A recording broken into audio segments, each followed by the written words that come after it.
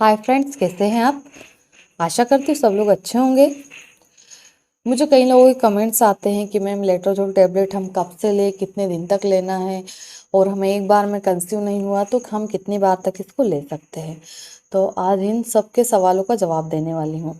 देखिए, letrozole tablet हम क्यों लेते हैं ये, और इसको हम कौन कौन सी बीमारियों में यूज़ करते हैं, कितने समय तक करते हैं, और क्या मात्रा हम इसकी लेते हैं, और क्या साइड इफ़ेक्ट देखने को मिलते हैं, और क्या बेनिफिट आपको देखे जा सकते हैं। ठीक है, तो सबसे पहले हम बात करते हैं कि इसके अंदर जो कॉम्बिनेशन होता है वो लेट्रोजोल 2.5 mg होता है, यानी कि 2.5 mg के टैबलेट ये मार्केट में अवेलेबल होती हैं। ठीक है, इसको हम क्यों यूज़ करते हैं कि कई कपल्स ट्राई करते हैं प्रेगनेंसी रोकने के लिए, यानी कि कंसीव करने के लिए। कंसीव नहीं होता है तो हम चाहते हैं कि जल्दी से कंसीव हो जाए। जब भी पेशेंट ट्रीटमेंट लेते हैं या गायनेकोलॉजिस्ट के पास जाते हैं तो ये कंपलसरी होती है कि लेट्रोजोल हर किसी को दी जाती है। लेट्रोजोल का सबसे मेन काम क्या होता है, कंसीव करने में ये हमारी हेल्प करती है। जिससे कि आपके सभी रिपोर्ट्स नॉर्मल है, सभी रिपोर्ट्स नॉर्मल होने के बावजूद आपको कंसीव क्यों नहीं हो रहा, लोगों के मन में सवाल होता है। और कई लोगों के कमेंट्स मुझे आते हैं कि हमारी सभी रिपोर्ट्स नॉर्मल है, हम ट्राई कर रहे हैं पर हमें कंसीव नहीं हो रहा, तो क्या प्रॉब्लम हो सकती है। तो देखिए, उसकी कई प्रॉब्लम्स होती है और इस पे मेरे कई वीडियो है, आप जा कर के देख सकते हैं। देखिए, सबसे मेन प्रॉब्लम होती है कि अगर आप बराबर न्यूट्रिशन नहीं लेंगे, पोषण नहीं लेंगे, तो उसका डायरेक्ट हमारे रिप्रोडक्टिव सिस्टम पे असर पड़ता है। हमारा जो प्रजनन तंत्र होता है, यूट्रस, हमारी फैलोपियन ट्यूब, उसके बाद में हमारी ओवरी, हमारे एग की क्वालिटी, हर चीज़ पे इफ़ेक्ट पड़ता है अगर आप अच्छा पोषण नहीं लेते हैं तो।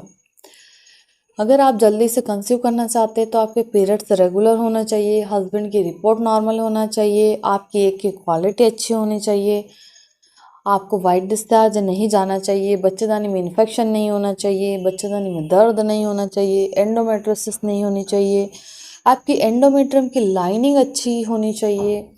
कई चीज़ें मायने रखती है कंसीव करने के लिए। ठीक है, तो हम लेट्रोजोल टैबलेट के बारे में बात कर रहे हैं कि लेट्रोजोल हम लेते क्यों हैं। जब भी आपको कंसीव नहीं होता है, नॉर्मली आप ट्राई करके देख रहे हैं 6 महीने 1 साल तक कंसीव नहीं होता, आप डॉक्टर के पास जाते हैं, तब डॉक्टर आपको प्रिस्क्राइब करते हैं कि लेट्रोजोल आप ले लीजिए। या कई लोग डायरेक्ट भी लेते हैं, कई लोग लेते हैं, मैंने देखा है कि बस वो गए, उन्होंने ले ली, खा ली। ऐसे नहीं करना है आपको। इनके साथ में और भी कई मेडिसिन दी जाती है ताकि लेट्रोजोल अपना काम करे और बाकी जो मेडिसिन रहती है वो हमें इम्प्रूव करे, हमारी कंसीव करने में वो हेल्प करे, हमारी यूट्रस उस तरह से तैयार हो, वहाँ ऐसा एटमॉस्फेयर क्रिएट हो कि जल्दी से बच्चा रुक जाए। ठीक है, तो आपको लेट्रोजोल कब से लेना है, ये एक पत्ते में सिर्फ 5 टैबलेट होती हैं और 1 महीने में सिर्फ आप एक ही पत्ता ले सकते हैं। देखिए, कई पेशेंट 2 पत्ते 3 पत्ते भी लिखते हैं, वो पेशेंट के डिजीज़ पे डिपेंड करता है, पेशेंट की कंडीशन क्या है, डिजीज़ क्या है, उसके अकॉर्डिंग पेशेंट सभी मेडिसिन का डोज हमें डिसाइड करना होता है। ठीक है, तो आप इस चीज़ को कंफ्यूज ना हो इस चीज़ को लेकर के कि मैं तो बोल रही हूँ कि सिर्फ महीने में एक ही स्ट्रिप आपको यूज़ करना है और आपके डॉक्टर ने 2 स्ट्रिप दी, 3 स्ट्रिप दी। तो ये आपकी कंडीशन पर डिपेंड करता है कि आपको आखिर प्रॉब्लम क्या है जिसके लिए उन्होंने ये दी है। ठीक है, तो आपको जब भी आप लेट्रोजोल टैबलेट लेते हैं, खुद से तो आपको नहीं लेना है, आप अपने नज़दीकी डॉक्टर को दिखाइए और जिससे वो बोले वैसे आपको लेना है। पर इसका जो एक परफेक्ट तरीका होता है लेने का, कि आप अच्छे से कंसीव कर पाए, जल्दी से कंसीव कर पाए, तो पीरियड के सेकंड डे से इसको लेते हैं, यानी कि पीरियड के दूसरे दिन से हम इस टैबलेट को लेना शुरू करते हैं। ये 5 दिन तक चलती है, 5 दिन के बाद में ये ख़त्म हो जाती है। जब ये ख़त्म हो जाती है तो उसके बाद में आप एक दिन छोड़ के एक दिन रिलेशन रख सकते हैं अल्टरनेट डेज पे। ठीक है, इसके साइड इफ़ेक्ट के बारे में हम बात करें तो देखिए, वैसे तो कोई साइड इफ़ेक्ट देखे नहीं जाते हैं, क्योंकि अभी तक मैंने भी कई पेशेंट को चलाई है और अभी तक ऐसा कोई साइड इफ़ेक्ट हमें देखने को नहीं मिला है।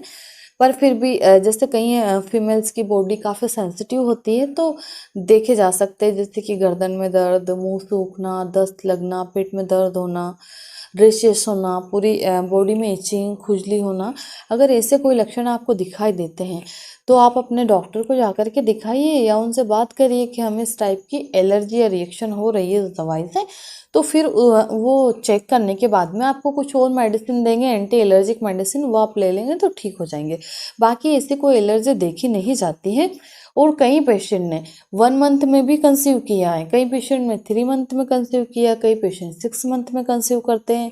वो पेशेंट की बॉडी पे भी डिपेंड करता है कि आपकी बॉडी कितनी अच्छी है कंसीव करने के लिए। पता चला पेशेंट का वजन ही नहीं है, पेशेंट का वजन 35-40 किलो आ रहा है, पेशेंट में ब्लड की कमी है, पेशेंट दिखने में बिल्कुल ऐसी है जिसको चलने में भी चक्कर आते हैं और कंसीव करना चाहते हैं। तो पहले अपनी बॉडी को सुधारिए, उसके बाद में कंसीव करें। कम से कम आप ये सोचिए कि हमारे अंदर एक और जान आने वाली है, तो हम अपने आप को ही नहीं संभाल पा रहे तो उसको हम कैसे कैरी करेंगे। पहले आप अपने आप को, आप खुद स्वस्थ बनिए, उसके बाद में कंसीव करने के बारे में सोचिए। तो यही सबसे मेन जो हमारे टॉपिक होता है कि आप सबसे पहले भरपूर मात्रा में पूरा पोषण लीजिए, खाना अच्छे से खाइए, अपनी बॉडी की केयर करें, अपनी हेल्थ को सुधारें, तो ऑटोमेटिक आप कंसीव कर पाएंगे। ठीक है।